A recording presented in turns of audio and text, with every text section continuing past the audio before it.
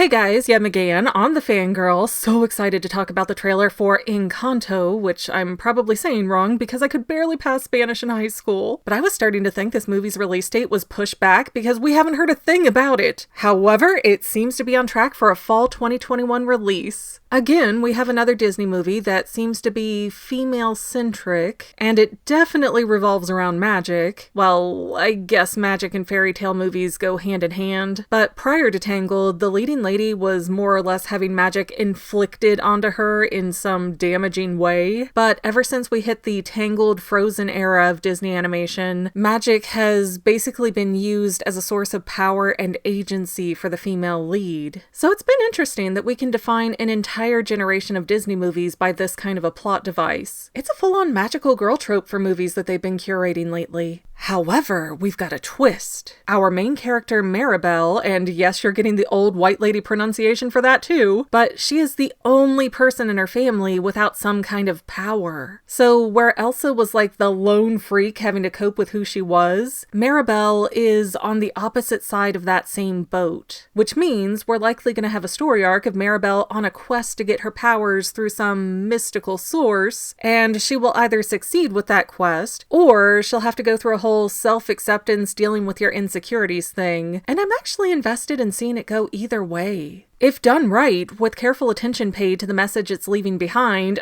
unlike Flynn Rider cutting Rapunzel's hair without consent, I'm still so mad he stole her powers like that. Like the girl couldn't figure out how to use some scissors on herself. But if Encanto is actually watching out for backhanded storytelling, then it could be amazing. Plus, I am really loving Mirabel's awkward vibe, which, yes, let's keep breaking down that media wall that girls are some kind of mystical thunderbird that mere mortals cannot understand. We're people with all the same quirks and difficulties as guys. Not to mention, Mirabel is about to be our first female lead character with glasses that is actually, moving around and not talking like this. Hashtag in-glasses stereotypes. And we're definitely set in Colombia here because it keeps chanting Colombia in the trailer. So Disney's first princess-style character from South America has finally arrived, except for Elena of Avalor, which really doesn't carry the same kind of weight as a Disney Junior show. But I can tell that there's a lot of interesting, bright, fun elements that Disney is bringing forward to try to make this movie culturally relevant for Hispanic people, which means the rest of us should get a passport to eye candy, and you can't hate that. Right off the bat, this movie looks so fun and engaging like Moana, and we're even being promised music by Lin-Manuel Miranda, who also wrote the amazing songs for Moana, so I cannot be excited enough for that. Really, Raya and the Last Dragon was sorely suffering from not having any musical numbers that expose the inner hearts of the characters, and I don't know why they decided songs weren't necessary for Raya, but without it, the movie lacked any real connection to the characters.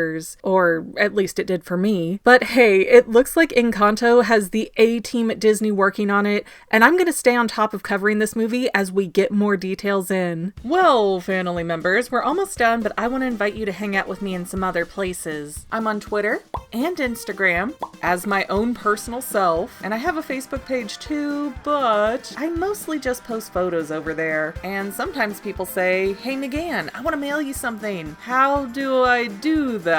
Easy. Just click the About tab on my channel page, and my most current P.O. Box info will be right there. I also run another channel, The Family. It's really a hodgepodge channel where we might post anything. Oh yeah, and I also sell shirts and stickers and stuff with the Family and the Fangirl logos. If that is your cup of tea, I have a link in every description of every video. Finally, if you want to help out the Fangirl channel and make sure I'm putting out video essays for years to come, the best way you can help is by subscribing and watching more of my videos, whether they're new, old, whatever. Maybe even share one or two on social media, help spread the word. People who watch to the end of videos like you helps to tell the site, hey, this is a good video, we should recommend it to other people. So if you made it this far, leave me a comment of something like, hey, I made it to the end. Love ya. See you next time, family members. Bye.